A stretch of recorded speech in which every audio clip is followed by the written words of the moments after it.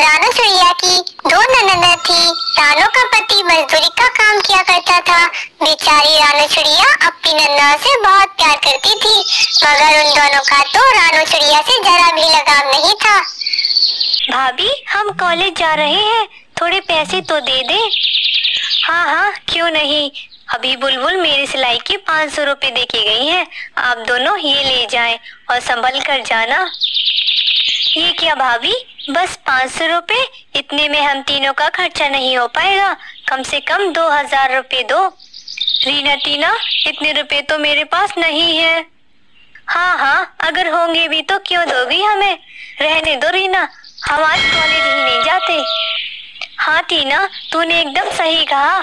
और वैसे भी हमारे पढ़ने से कौन खुश है जो हमें पैसे देगा।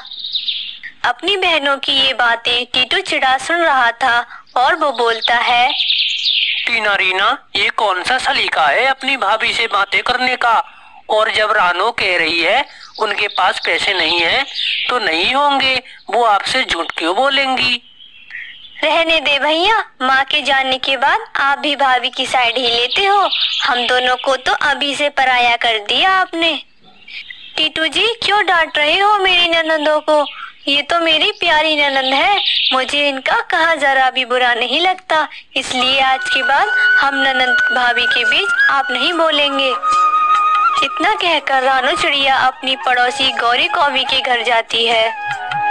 गौरी बहन, आप मुझे 1500 रुपए दे दे, बदले में मैं आपके कपड़े सस्ते सिल दूंगी। 150 का ब्लाउज 100 रुपए में सिल दूंगी। रानू चिड़िया, तू जब भी मेरे पास आती है तो यही कहती है, ये ले 1500 रुपए और मुझे नहीं सिलवाने तो उससे सस्ते में कपड़े। जो रेट है मैं वही दूंगी। गौरी बहन, आपका बहुत बहुत धन्यवाद।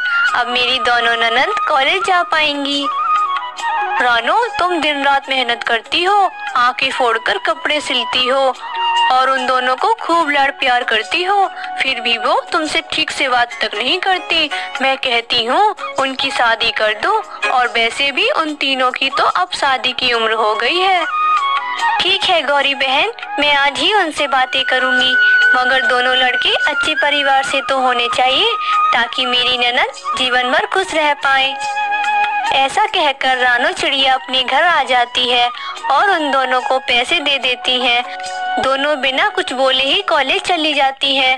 शाम को जब टीटू चिड़ा घर आता है तो रानू चिड़िया उससे शादी की बात करती है। टीटू जी, अब हमें अच्छे पंछी देखकर टीना और रीना की शादी कर देनी चाहिए।